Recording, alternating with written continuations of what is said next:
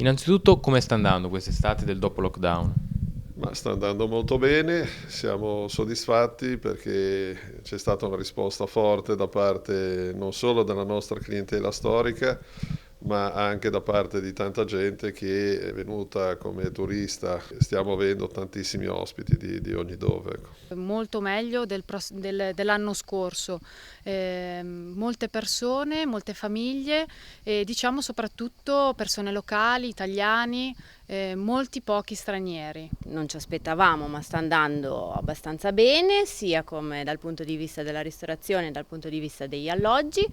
Quindi speriamo di poter continuare anche un settembre come abbiamo fatto luglio e agosto. L'estate post lockdown, molte persone ricercano luoghi all'aria aperta, luoghi magari non troppo affollati, luoghi vicino a casa. La Val Graveglia sembra avere tutto questo. La Val Graveglia ha sicuramente tutto questo.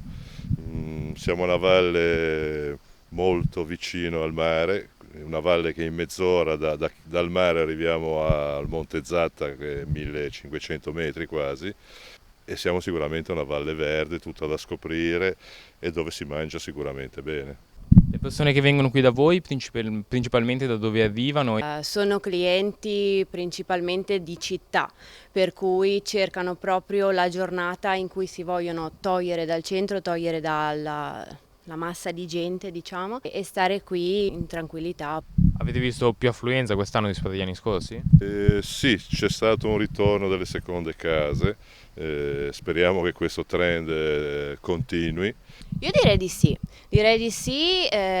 si vede tanta gente passare anche in bicicletta, anche a passeggiare, che negli anni scorsi assolutamente non si vedeva. Penso che questa sia un'occasione molto importante per tutto l'entroterra perché non solo per farci conoscere ma per dare un segnale di qualità, perché se vorremmo soprattutto nel futuro mantenere questi standard di persone che vengono a trovarci, dobbiamo dare qualità in questo momento perché non sarà sempre così.